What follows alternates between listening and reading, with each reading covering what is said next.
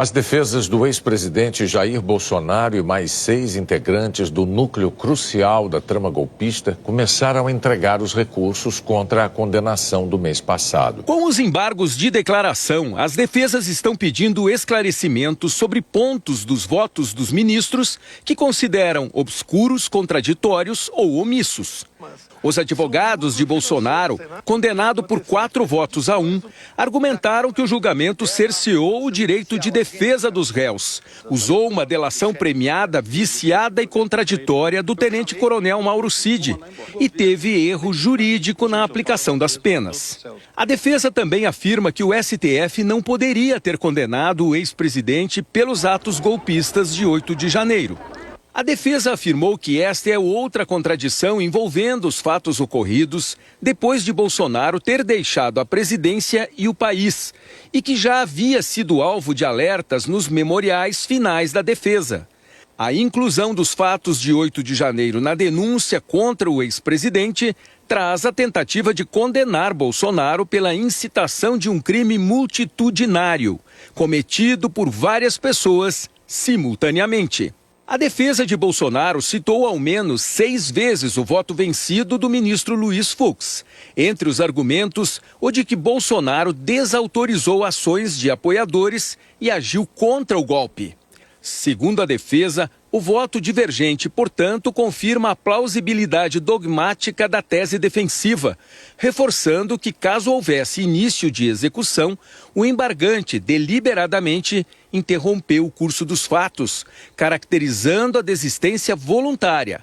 Ao não enfrentar tais fundamentos, o acórdão incorre em omissão relevante e qualificada, violando o dever constitucional de motivação.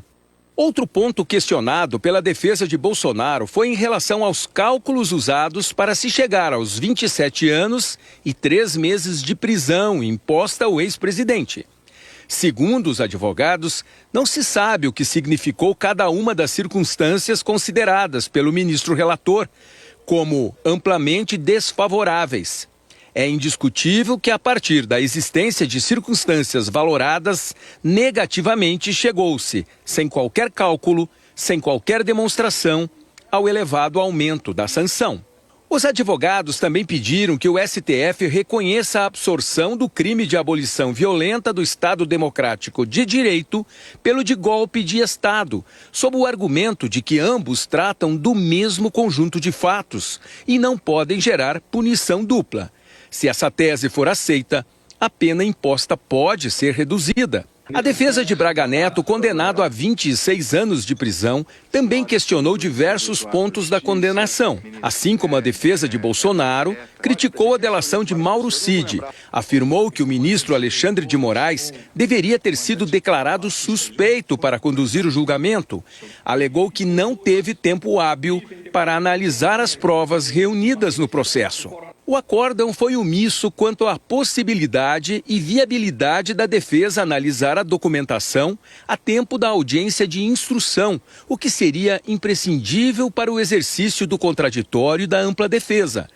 Uma análise minuciosa, como demanda o exercício do contraditório em prazo tão curto, desde quando todo o material foi fornecido, é tarefa inexequível. A defesa de Anderson Torres, condenado a 24 anos, pediu que os ministros considerem os atuais embargos como infringentes e absolvam o ex-ministro da Justiça. Os advogados disseram que os ministros não levaram em consideração um laudo que não encontrou a digital de Anderson Torres na chamada minuta do golpe.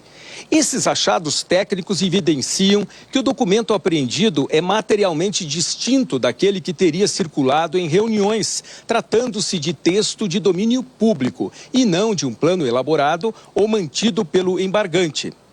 Os advogados de Alexandre Ramagem, ex-diretor da ABIN e deputado federal do PL, condenado a 16 anos de prisão, pediram a redução da pena e a manutenção do cargo de delegado da Polícia Federal.